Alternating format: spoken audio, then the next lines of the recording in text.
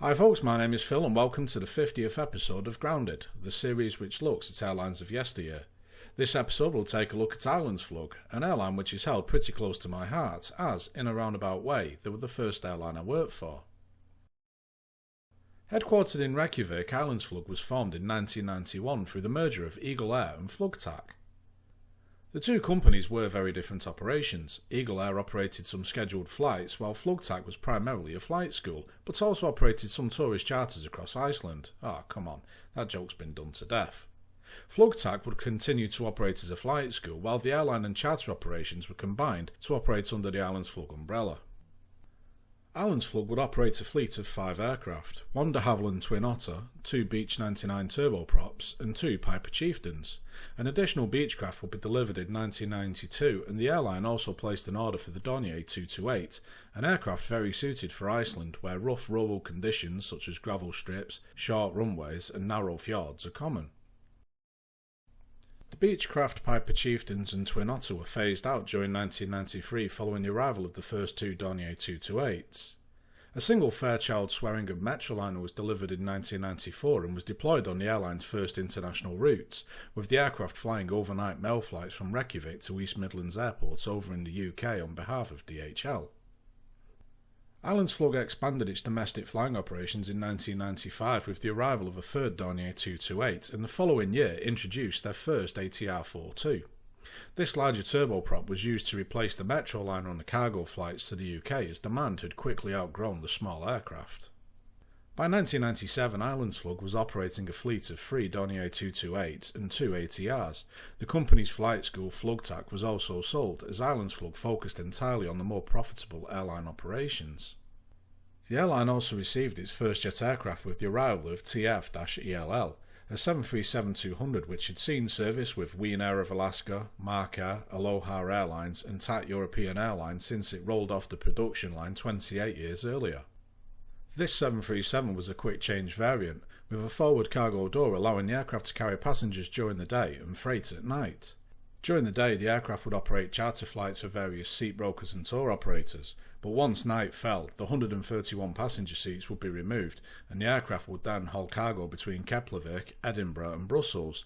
After returning to Keflavik in time for sunrise, the seats would be refitted and the whole process began again. While Iceland was not in the European Union, it was within the European Economic Area and as such could operate flights within the EU and EAA. This gave Islandsflug an advantage over the other non-EU carriers, and the airline was ready to capitalise on this. 1998 would see the single 737 visit both Dublin and Manchester during the summer, operating charter flights for various companies and had further work lined up. A second 737 arrived towards the end of the year, though it never saw service with Islandsflug directly, instead going out to Guadeloupe, operating for Air Caribe, as Islandsflug saw another opportunity for revenue, aircraft subcharters and sub-leasing.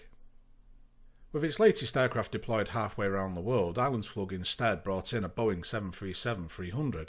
This one was delivered in 1987 to a name that might sound familiar to regular viewers, Airways International Cymru. In fact, this aircraft, formerly GBNCT, was the very one caught in a legal battle with Suncoast leading to the demise of both of the airlines. In the years following its service with Airways-Cymru, the aircraft had undergone a cargo conversion, making it a quick change model, capable of carrying either 8 pallets of cargo or 142 passengers. With the arrival of this new aircraft, Islandsflug took the opportunity to revise their livery, with the carrier opting for an all-white fuselage, red engines and red tail with the airline's logo, 2 gulls flying towards a stylised sun. This aircraft would be outshopped in the new livery, but would sport different titles, that of Icebird Airlines. Islandsflug had decided to brand its international operations as Icebird Airlines. The logic behind this was that the airline thought some folks might have some trouble pronouncing the carrier's name, which from my own experience with the airline in 2005 was rather true. Even now, 16 years later, I can't remember if it's pronounced Islandsflug or Islandsflug. The most common mispronunciations I heard back then was Islandsflug, Islandsflug and Icelandsflug.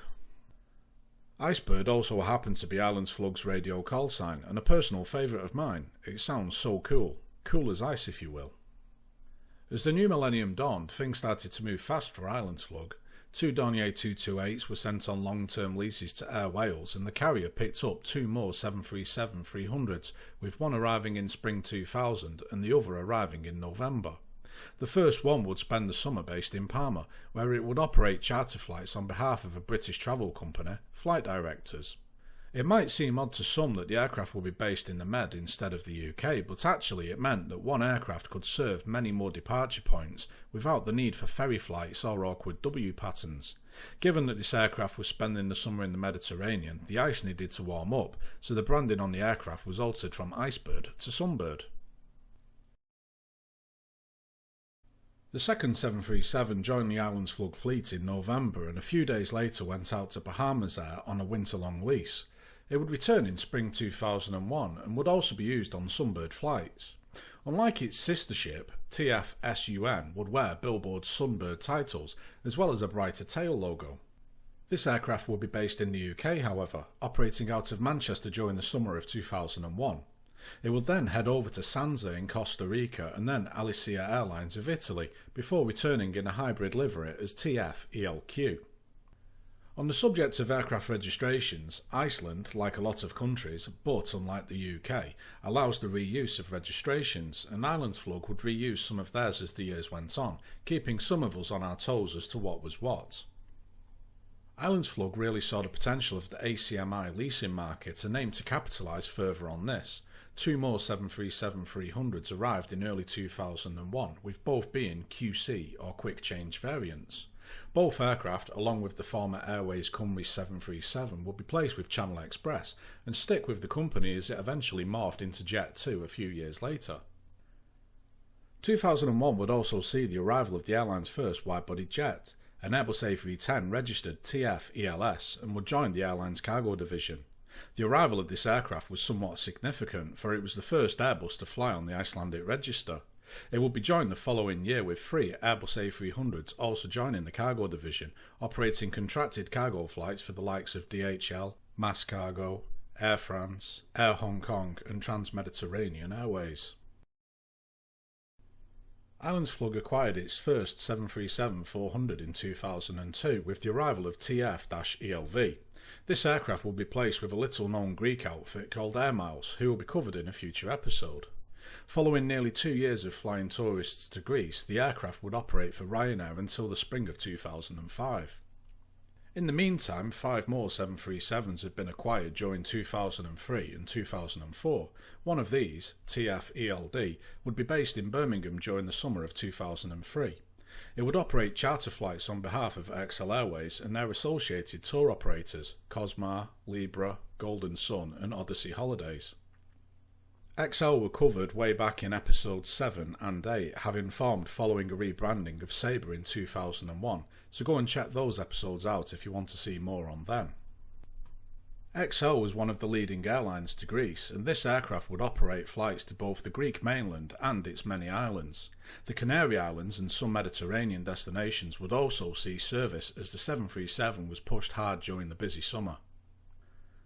Islandsflug would base the aircraft, its pilots and engineers at Birmingham and source the cabin crew locally, establishing a template for future operations in the UK. The other two 737s, TF-ELZ and TF-ELP, were placed with Aviajet over in Ireland, where they were adorned with the simple but rather smart-looking Aviajet livery. They would later be joined by the airline's sole passenger-configured Airbus A310, which was delivered to Islandsflug the following year. After spending the summer in Birmingham, Lima Delta was shipped over to Ireland, where along with Lima Victor it would operate for Ryanair on a short-term contract. The reason being was that a couple of Ryanair's ageing 737-200s had been grounded due to airframe cracking, and Islandsflug 737s would cover until more shiny new 737-800s could be delivered. 2004 was a very big year for Islandsflug. The outstation at Birmingham had been a big success, and XL wanted more from the plucky Icelandic airline. Islandsflug would operate 737s out of Newcastle, East Midlands Airport and Bristol on behalf of XL during the summer of 2004. The airline's dealings with XL had attracted the interest of XL's majority shareholders, Air Atlanta Icelandic, and by the end of the year Islandsflug had been acquired by its much larger countrymen. This didn't mean Islandsflug was finished, however. Well, not at first. Islandsflug would spin off their domestic airline operations to Landsflug in October 2004. By mid-2005 they had been acquired by City Star Airlines and would fold in 2008. It was expected that 2005 would be more of the same for Islandsflug. Excel had once again hired the airline to operate a number of aircraft on their behalf. This time it would be slightly different, however.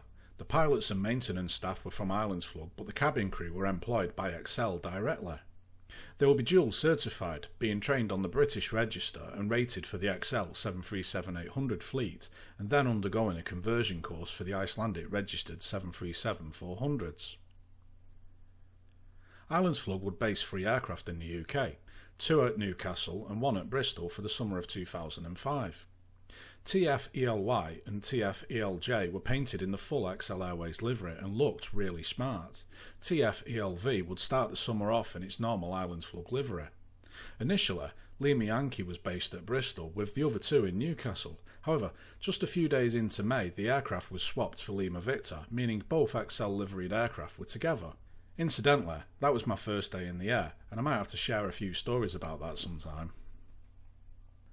A couple of weeks later, in mid-June, TF-ELV was adorned with some XL branding and would see the Islandsflug name removed. The yellow XL.com branding on the red engines and tail did look rather garish. I remember quite a few of the crew commented on it when we saw it, but credit to the 3 engineers at Bristol for managing to pull it off overnight and on the apron. It was quite a bit of a pointless exercise though, as by the end of August, Lima Victor had been sent to Manchester where it would operate for Jet2 despite wearing the XL branding. Bristol would instead have a number of 737s drop by to fill in the void.